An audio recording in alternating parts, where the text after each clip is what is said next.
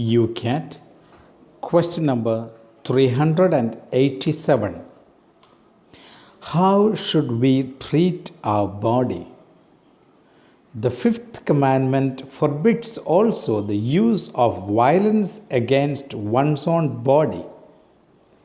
Jesus expressly demands that we accept and love ourselves.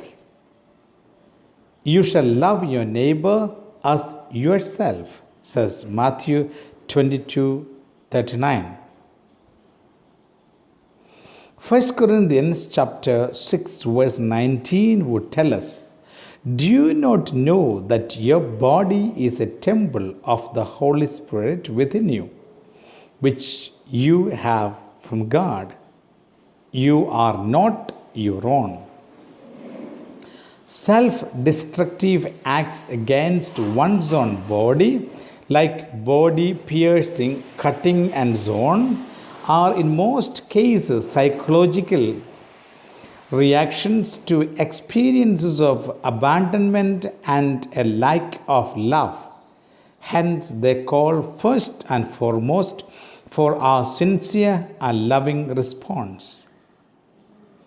Within the context of organ donation, it must be made clear, however, that there is no human right to destroy one's own God-given body.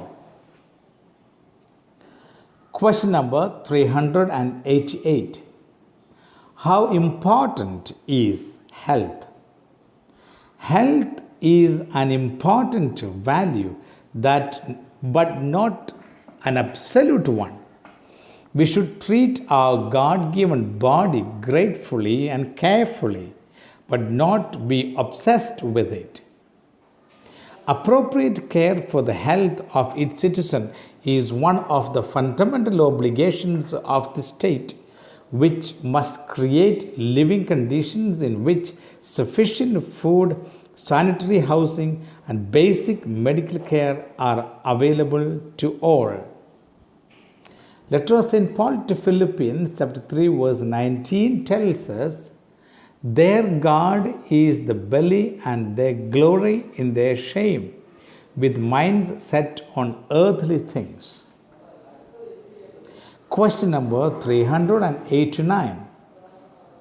Why is it a sin to take drugs? Using drugs is a sin because it is an act of self-destruction and thus an offense against the life that God has given us out of love.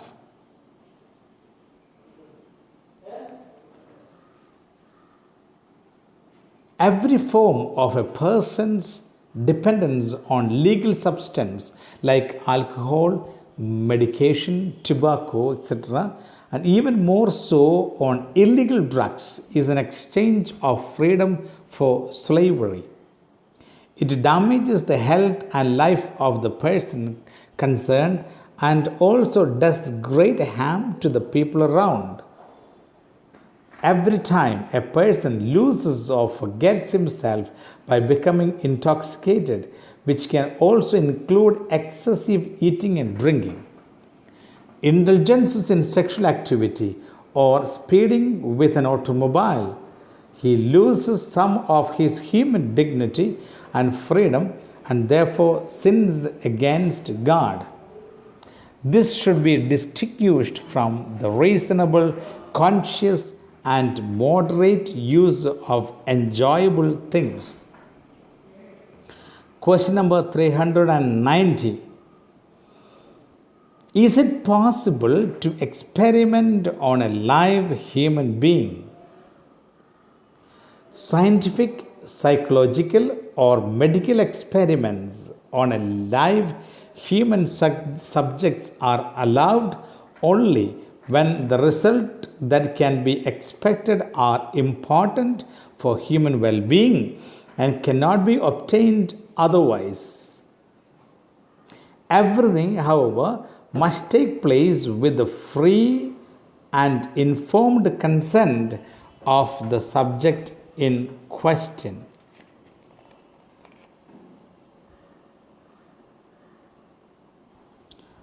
Moreover,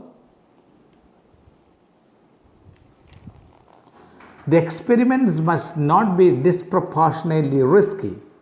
To make human beings the subject of research against their will is a crime.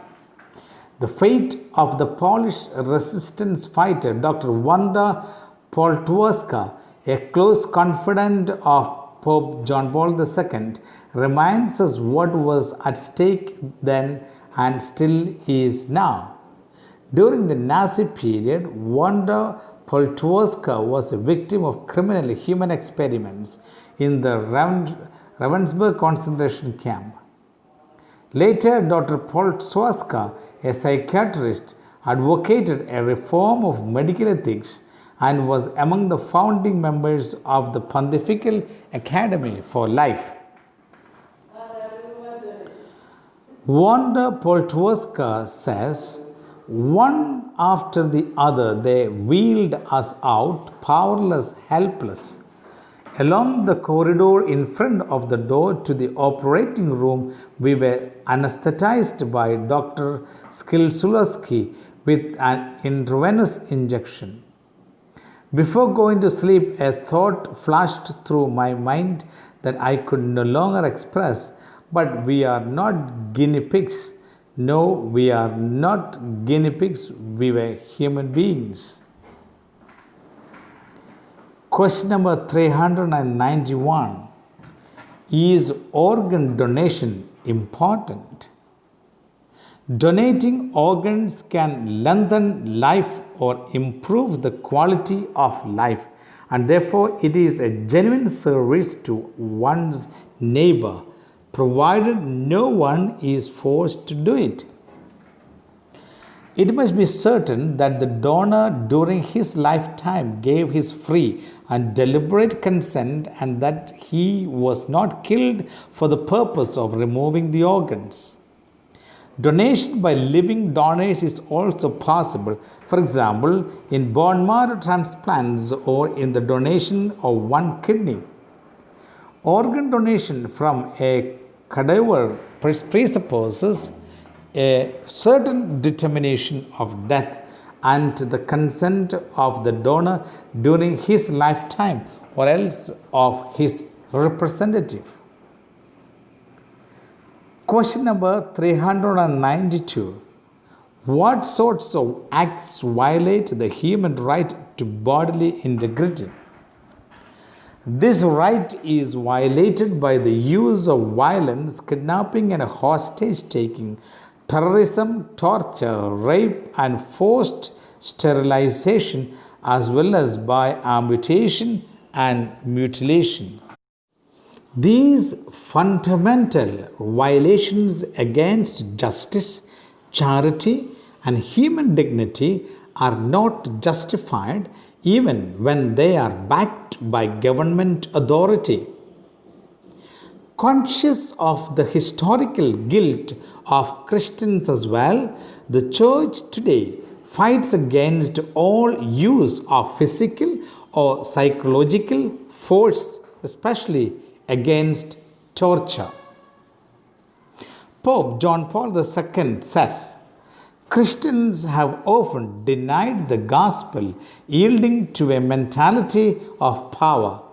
They have violated the rights of ethnic groups and peoples and shown contempt for their culture and religious traditions. Be patient and merciful towards us and grant us your forgiveness. God bless you all.